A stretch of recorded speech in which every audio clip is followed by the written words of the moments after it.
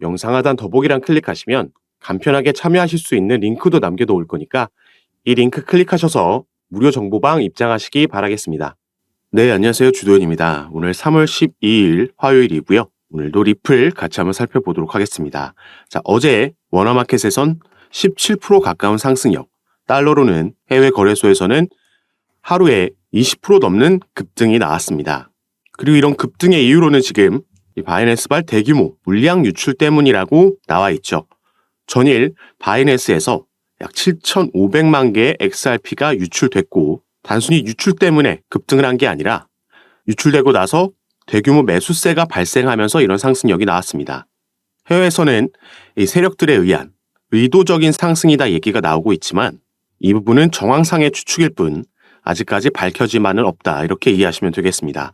자, 이렇게 리플이 본격적으로 시장 추세와 이 상승 추세와 함께하게 되면서 XRP가 과거 역사적 패턴을 반복하게 되면 사상 최고가를 경신할 수도 있다라는 이런 기사도 함께 나왔죠. 그래서 본문 내용을 함께 살펴볼 건데요.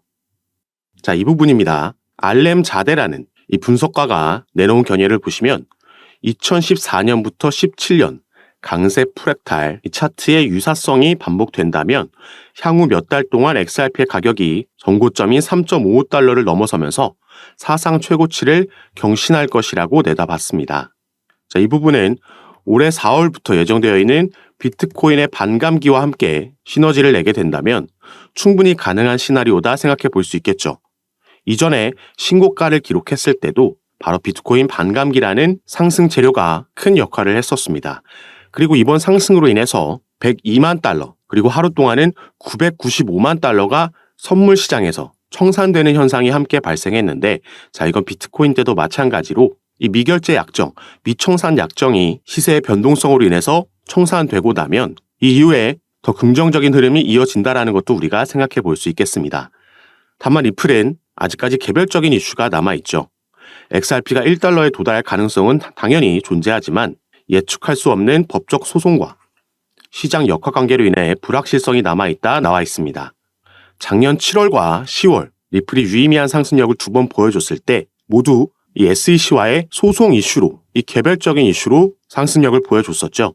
7월 달에는 약식재판 판결문이 나왔고 이게 비록 부분 판결이었지만 시장이 조금 더 주목하고 있던 이 개인들에게 판매된 XRP는 증권이 아니다라는 판결문이 나오면서 급등이 나왔고요.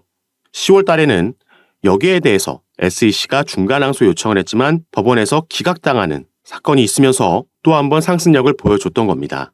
자, 이제 약식 재판은 작년에 끝이 났고 올해 정식 재판이 남아있죠. 그래서 이 부분 판결이 나왔을 때 기관 투자자들에게 판매된 XRP는 증권이다라고 판결문이 나왔기 때문에 이제 여기에 대해서 SEC와 리플이 벌금 합의에 들어가게 됩니다. 따라서 2월 20일 날짜로 양측은 법원에 서류를 제출 완료했고요. 리플 같은 경우에는 SEC에서 요청하고 또 법원에서 승인했던 XRP 판매 수익 자료와 최근 2년간의 재무제표도 함께 제출을 했습니다. 그래서 이제 여기에 대해서 3월 22일까지 기존의 3월 13일이었던 스케줄을 SEC에서 연기 요청했고요. 그래서 이 날짜까지 SEC가 본인들의 입장을 밝히는 서류를 제출하게 됩니다. 그리고 리플은 본인들의 입장을 4월 22일까지 제출하게 되고 여기에 대한 답변을 내놓겠다라면 SEC는 5월 6일까지 답변서를 제출해야 되는 거죠. 이 기한들이 이렇게 조금씩 연기됐기 때문에 이 3월 22일까지는 리플이 시장 추세와 함께 움직일 거라고 예상하고 있고 이 소송 관련 업데이트되는 뉴스들은 아무래도 XRP에 크게 영향을 주기 때문에 제가 가장 빠르게 카톡방에서 공유해 드리면서 브리핑해 드릴 예정입니다. 그래서 어떤 내용이 공개되고 또 여기에 시장은 어떻게 반응하는지 확인하고 공유해 드릴 예정이니까 카톡방에서 이런 부분은 가장 빠르게 확인해 보시기 바라겠고요. 자, 리플은 이 소송 이슈 외에도 올해 기대되고 있는 이 상승 재료가 아직 남아 있습니다. 이게 비트코인 반감기 시기와 맞물리면서 시너지를 내게 된다면 아까 기사에서 살펴봤듯이 사상 최고가, 신고가를 기록하게 만들 수도 있는 재료다 보여지고 있고 여기에 대한 정황들도 그 근거들도 충분히 나와 있기 때문에 이 부분도 우리가 기대해 볼 수 있겠다, 눈여겨봐야 된다 말씀을 드리는데요. 그래서 지금부터는 이 내용에 대해서 같이 한번 살펴보고 설명해 드리도록 하겠습니다. 여러분들께서는 오늘 영상 꼭 끝까지 시청해 주시고 그 전에 밑에 있는 구독과 좋아요 버튼 한 번씩만 눌러주시면 제가 이렇게 영상 제작하는 데 큰 힘이 된다라는 점 먼저 말씀드리고 지금부터 바로 살펴보도록 하겠습니다.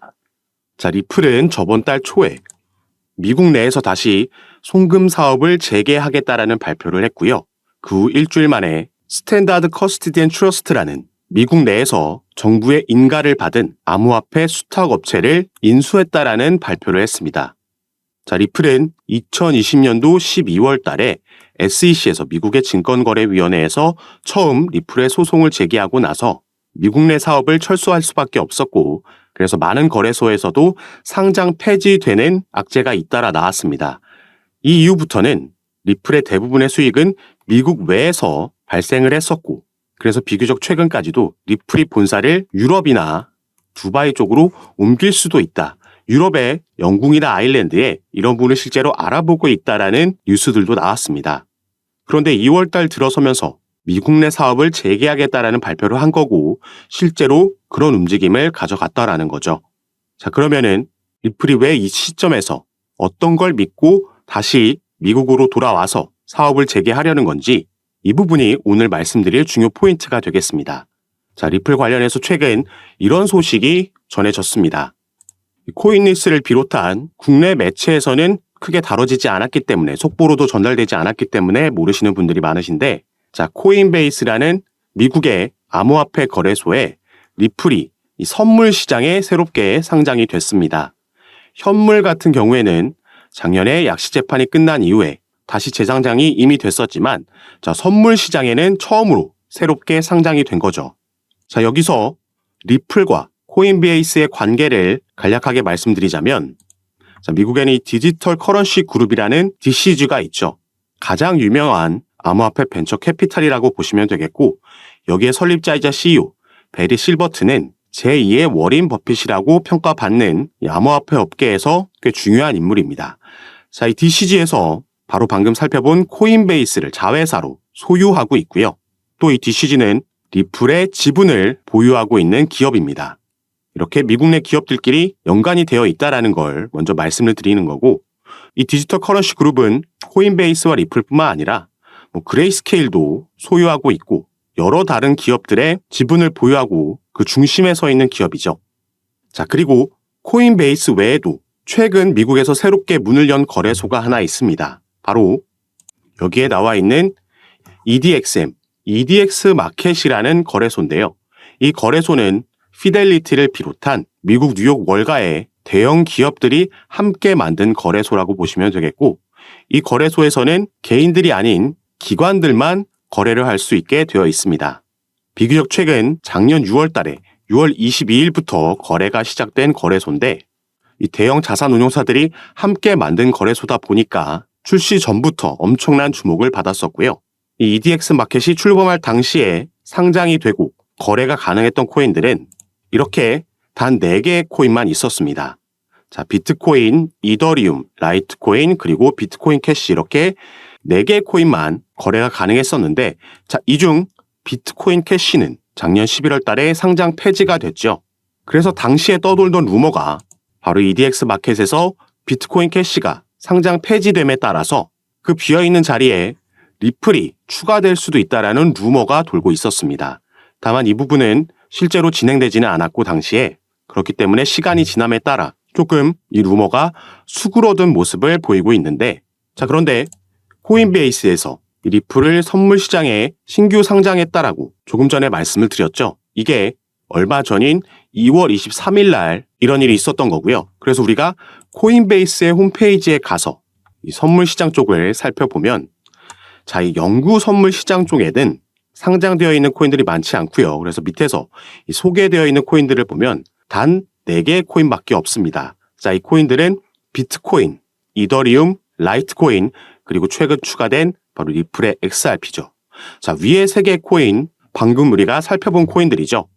바로 이 EDX 마켓에 이제 비트코인 캐시가 상장 폐지되고 나서 남아있는 3개의 코인들입니다. 비트코인, 이더리움, 라이트코인. 지금 이런 연관성이 보이고 있는 거고요. 미국의 증권거래위원회 위원장 이 게리 갠슬러라는 인물도 작년에 이러한 발언을 했습니다. 자, 비트코인, 이더리움, 라이트코인, 비트코인 캐시는 증권 여부를 장담하기 어렵다, 이렇게 발언을 한 거죠. 자, 이 4개의 코인도 아까 우리가 살펴봤던 EDX 마켓이 출범할 당시에 상장되어 있던 그 4개의 코인들입니다. 그리고 현재는 우리가 살펴봤듯이 비트코인 캐시는 상장 폐지가 된 거고 바로 이 자리에 리플의 XRP가 상장될 수 있다라는 전망을 해보고 있는 거죠.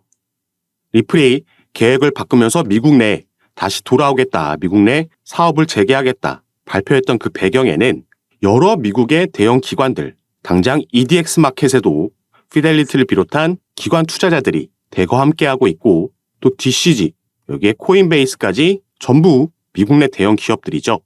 리플과 하나같이 연관성이 있는 기업들이고 그래서 우리가 기사나 속보에서 많이 찾아볼 수 있는 뉴스가 리플의 시세는 하락하고 있지만 이런 저점대마다 고래들, 기관 투자자들은 매집한다라는 기사를 많이 볼 수 있었던 겁니다. 당연히 이 기관 투자자들은 이러한 주요 내용들이 오피셜하게 뉴스로 발표되기 전에 미리 그 소식을 알 수밖에 없겠죠.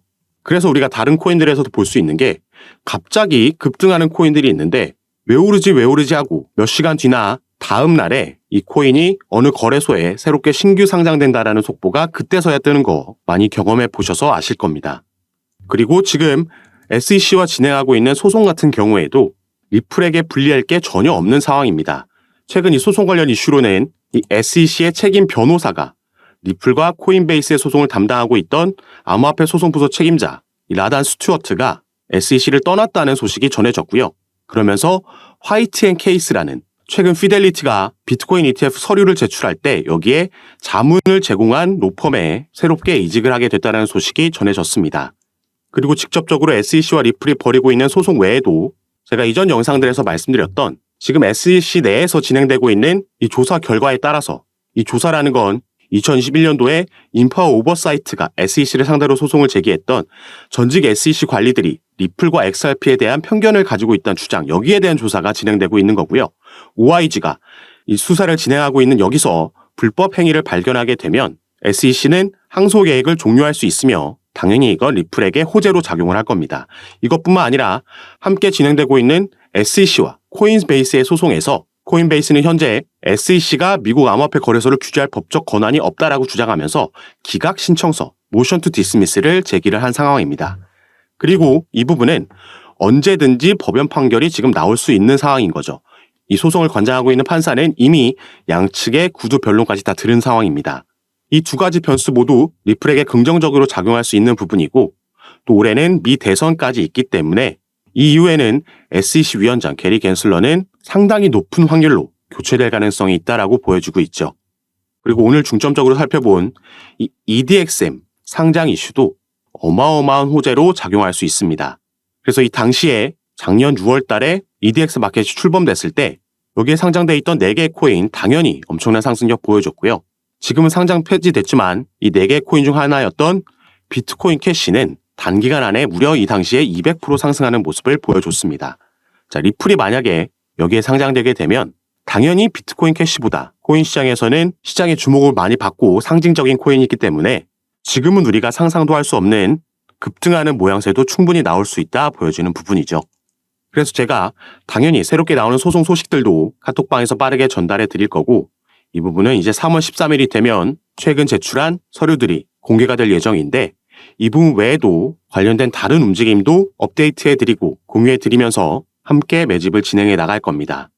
이런 부분 제가 카톡방에서 전부 무료로 공유해 드리고 있으니까 여러분들께서도 이런 정보들 받아보시고 투자 판단에 참고하셔서 매매 진행하시면 더욱 좋을 것 같습니다. 그리고 카톡방에서는 오늘 살펴본 리플뿐만 아니라 다른 이슈가 있는 코인들 마찬가지로 상담 도와드리면서 타점과 비중을 공유해 드리고 함께 매매 진행하고 있으니까 여러분들께서도 이런 부분 받아보시면서 조금 더 전략적으로 안전하게 함께 투자하실 수 있었으면 좋겠습니다. 자, 카톡방에 참여하시는 방법은요. 영상 밑에 더보기란 클릭하시면 간편하게 참여하실 수 있게 제가 링크를 남겨놨습니다. 여러분께서 지금 영상을 핸드폰으로 시청하고 계시다면 가장 위에 있는 링크 클릭하시면 저에게 문자 보내실 수 있도록 자동으로 화면이 전환이 될 거고요. 여러분들께서는 전송 버튼만 눌러주시면 제가 이 문자를 확인하는 대로 순차적으로 연락드려서 카톡방 초대를 도와드릴 거고 또 문자 전송이 힘드시거나 컴퓨터로 영상을 시청하고 계시다면 그 밑에 있는 링크로도 참여가 가능하십니다.